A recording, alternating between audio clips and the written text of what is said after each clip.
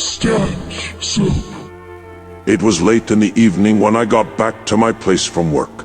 It had been a long day at the office, and I hadn't really noticed much of what went on around me until I left that godforsaken cubicle for the last time and took off with one foot out the door. The weather wasn't exactly cooperating either. Cold wind made my ears numb as it blew through gaps in the windows, which were far too small to let any light in during daylight hours.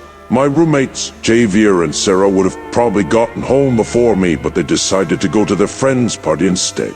And now here I am walking down these dark empty corridors without even having to look up because I know where I'm going. The sound of shuffling footsteps behind me makes me jump slightly. A few people are still hanging about, so maybe someone is just getting home or looking for something. As if reading my thoughts, there comes a tap-tap on my shoulder.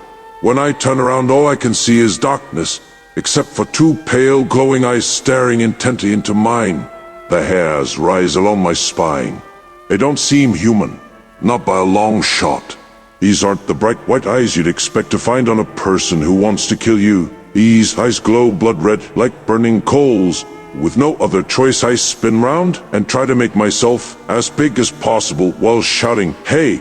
at the top of my lungs, hoping that somebody else will come running this way and help me get rid of whatever is following me.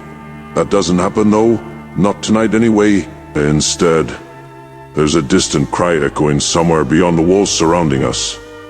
I turn back to face the glowing eyes once more, only to discover they're gone now, replaced by another pair, which look as dead and lifeless as the first ones did alive. Those eyes are set deep within the shadowy recesses of a hooded figure lurking in the darkness ahead of me. I instinctively step backwards, but I've barely taken half a dozen steps before those same luminous crimson eyes reappear again, seemingly growing brighter than ever before, until they become visible in their full glory. "What do you want?" I ask after swallowing hard and forcing out the words. It's too dark to make anything out beneath its cowl, but from what little I can tell, there's nothing malevolent about it. It seems harmless enough. Then again, I've never been good at reading faces or body language, so maybe my gut feeling was right about it being a threat. If so, then why would it be coming after me? There are plenty of people wandering around down here, and besides, nobody should be down here late at night when we all need our sleep. Maybe some nutter decided to move into one of these buildings and is trying to find his way to his front door without getting lost and bumping into anyone else. I'll give him that much. The guy sure has balls. Whatever the reason for it all, I don't see any other option than to get the hell out of Dodge as quickly as possible. I can always call the police later if I still think he's dangerous. "Who are you?" the figure asks with an air of mystery, as if this question had somehow been on his mind for quite some time. "My name's Stephen," I reply while holding my breath. "And you are?" "A friend," he says, removing the hood and showing himself for the first time. His appearance gives me a brief moment of déjà vu. This man looks familiar in a strange sort of way, but I'm pretty sure I've never seen him before in my life. And yet there's something strangely familiar about his face. Those features are kind of familiar, just like everything else about him really. But no matter how many times I stare at them, there's not enough there to make up a whole person.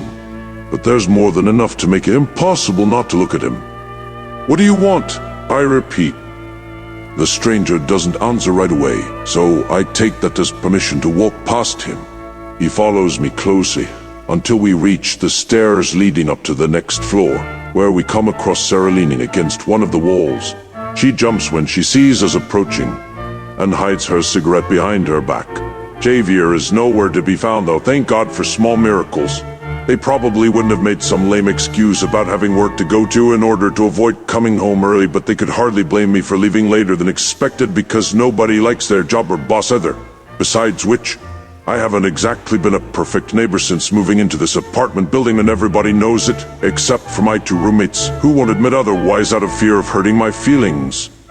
"Hey," I say cheerfully, after taking a deep breath to calm my nerves, hoping this will put my guest at ease too.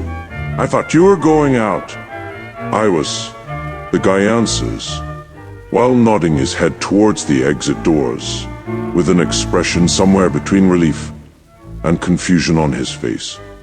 I got here as quick as I could, but he leaves his sentence hanging in the air, without saying anything further, as if he needs time to figure out what he wants to say.